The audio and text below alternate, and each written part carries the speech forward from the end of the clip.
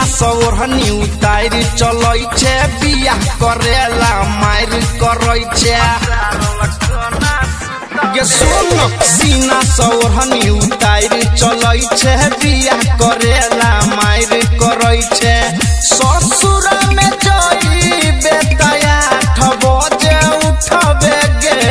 ससुर में जई बेटाया 8 बजे उठबे गे एगो चुम्मा लियो के लुई रे नै छौ भतार लकना सुतबे गे एगो चुम्मा लियो के लुई रे नै छौ भतार लकना सुतबे गे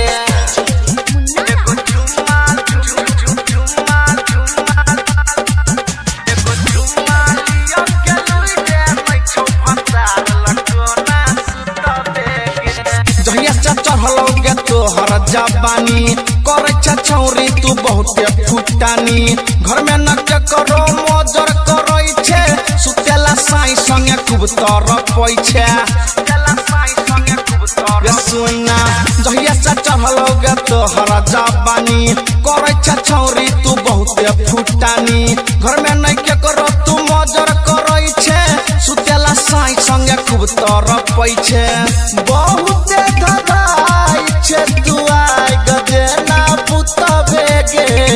बहुत दबाई छे तू आई गजना पुतबे गे एगो चुम्मा लियो के लुई रे नै छौ भतार लकना सुतबे गे एगो चुम्मा लियो के लुई रे नै छौ भतार लकना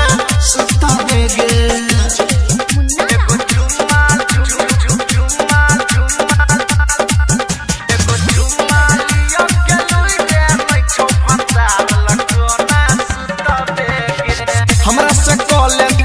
बेर कराई गे सब कुछ देबो हम तोरा सिखाई गे गोलू के अपन बना ले फ्रेंड गे रात भर में क देतो ट्रेंड गे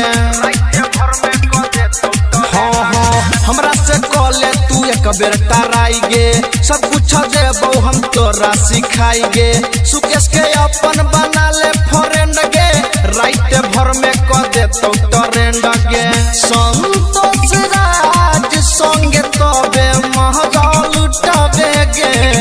पवन पुरबैया संगे तबे महगा लुटबे गे एगो चुम्मा लियो के लुई रे नै छौ भतार लकना सुतबे गे एगो चुम्मा लियो के लुई रे नै छौ भतार लकना सुतबे गे बता न गे छोरी गे।